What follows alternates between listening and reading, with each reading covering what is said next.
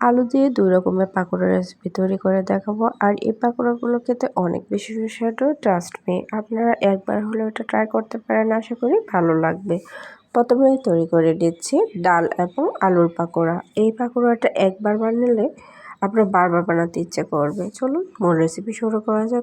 একটি বাটিতে নিয়ে নেব একটি বড় সাইজের আলু, একটি গ্রেটার মেশিনের সাহায্যে গ্রেট করে নিয়েছি। তাতে দিয়ে দেব হাফ টেবিল চামচ পরিমাণ লবণ এবং একটি বড় সাইজের পেঁয়াজ কুচি, সামান্য পরিমাণ মরিচ কুচি, ঝালটা আপনাদের পছন্দ অনুযায়ী।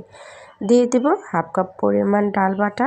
এই ডালটা আমি 4 ঘন্টার মতো ভিজিয়ে শিলপাটায় বেটে নিয়েছি, আপনারা চাইলে ব্লেন্ডারও নিতে পারেন। এখন হাফ টেবিল চামচ করে হলুদ, ধনিয়া, মরিচ গুঁড়ো দিয়ে দিব। এখন সবগুলো উপকরণ ভালো করে মিশিয়ে নিচ্ছি। যদি ভিডিওটি ভালো লেগে থাকে অবশ্যই একটি লাইক দিবেন এবং চ্যানেলটি সাবস্ক্রাইব করবেন এবং ভিডিওটি শেয়ার করে দিবেন।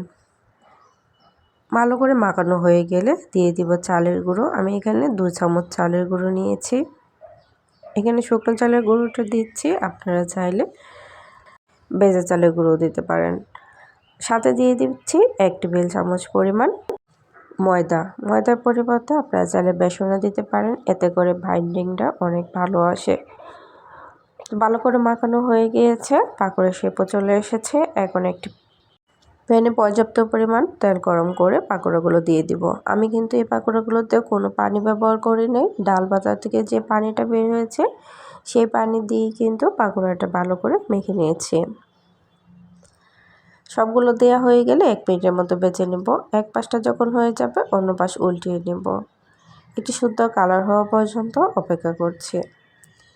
এখনও যারা ভিডিওটি শেয়ার দেননি প্লিজ ভিডিওটি শেয়ার দিয়ে সাথেই থাকুন। আমার চ্যানেলে অনেকগুলো পাকোড়া রেসিপি দেওয়া আছে, আপনারা চাইলে দেখে নিতে পারেন। আর এই পাকোড়াগুলো খেতে কিন্তু অনেক বেশি সুস্বাদু হয়। অনেক সুন্দর একটি কালার চলে আসছে। এখন পাকোড়াগুলো নামিয়ে নিচ্ছি চুলা থেকে। চুলা জালটা মাঝারি রেখে পাকোড়াগুলো ভাজার চেষ্টা করবেন, তাহলে দীর্ঘ সময় থাকার ফলে পাকোড়াগুলো অনেক বেশি ক্রিস্পি হয়। তো সবগুলো পাকোড়া এভাবে করে ভেজে নেব। এই পাকোড়াগুলো কেমন হয়েছে অবশ্যই কমেন্ট করে জানাবেন। যদি সামান্য পরিমাণও ভালো লেগে থাকে পেজটা ফলো দিয়ে সাথেই থাকবেন। এখন আরও একটি পাকোড়া তৈরি করে দেখাচ্ছি। এই পাকোড়াটা খেতে অনেক বেশি সুস্বাদু, আপনারা একবার হলেও ট্রাই করতে পারেন। আর এটা খেতেও অনেক বেশি ক্রিস্পি হয়। সামান্য 2টা উপকরণ দিয়ে এই পাকোড়াটাও তৈরি করা যায়। প্রথমে আমি একটি বড় সাইজের আলু একটি গ্রেটার মেশিনের সাহায্যে গ্রেট করে নিয়েছি। তাতে দিয়ে দিব সিম কুচি। সিমগুলো একদম পাতলা পাতলা করে কুচি করে নিয়েছি। হাফ টেবিল চামচ পরিমাণ লবণটা আপনাদের স্বাদ অনুযায়ী। এখন আলুগুলো ভালো করে মাখিয়ে নেব। যতক্ষণ পর্যন্ত না আলু থেকে একটু পানি ছেড়ে দিচ্ছে ততক্ষণ মাখাতে হবে, যাতে করে সিম এবং আলুগুলো নরম হয়ে আসে। 2 মিনিটের মতো মাখানোর পর দেখবেন আলু থেকে অনেকটাই পানি বের হয়ে আসছে। এই পানিটা ফেলানোর কোনো প্রয়োজন নেই, যেহেতু আলুগুলো সিমগুলো ধোয়া আছে। এখন দিয়ে দিচ্ছি একটা পেঁয়াজ কুচি, সামান্য পরিমাণ কাঁচামরিচ কুচি, ঝালটা আপনাদের স্বাদ অনুযায়ী। আমি যেহেতু ঝাল কম খাই ঝালের পরিমাণটা কমিয়ে দিয়েছি। দিয়ে দিচ্ছি আদা কুচি এবং কিছু ধনিয়া পাতা কুচি। পাকোড়াতে আদা কুচি দিলে খেতে অনেক বেশি টেস্টি হয়। হাফ টেবিল চামচ করে হলুদ, ধনিয়া এবং মরিচ গুঁড়ো। দিয়ে দিব 1/4 চা চামচ পরিমাণ চিলি ফ্লেক্স। দিয়ে দিচ্ছি 2 চামচ পরিমাণ চালের গুঁড়ো। এই পাকোড়াটা অবশ্যই চালের গুঁড়ো দেওয়ার চেষ্টা করবেন, তাহলে অনেক বেশি ক্রিস্পি হয়। এখন সবগুলো উপকরণ ভালো করে মাখিয়ে নিচ্ছি। আপনাদের যদি প্রয়োজন হয় পানির, সামান্য পরিমাণ পানি দিয়ে পাকোড়াটা মাখিয়ে নিতে পারেন। এখানে 1 টেবিল চামচ পরিমাণ দিয়ে দিব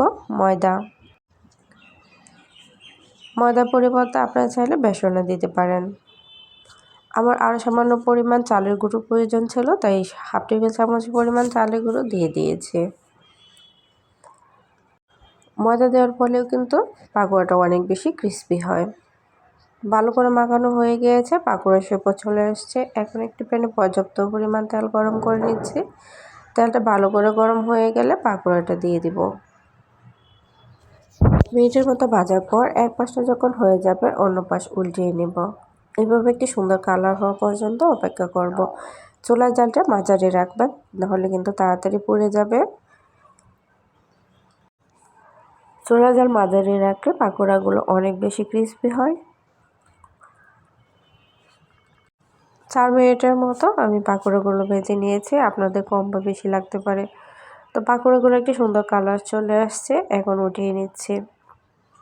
তো এই পাকোড়াটা কেমন হয়েছে অবশ্যই কমেন্ট করে জানাবেন। 2টা পাকোড়া যদি ভালো লেগে থাকে পেজটা ফলো দিয়ে সাথেই থাকুন।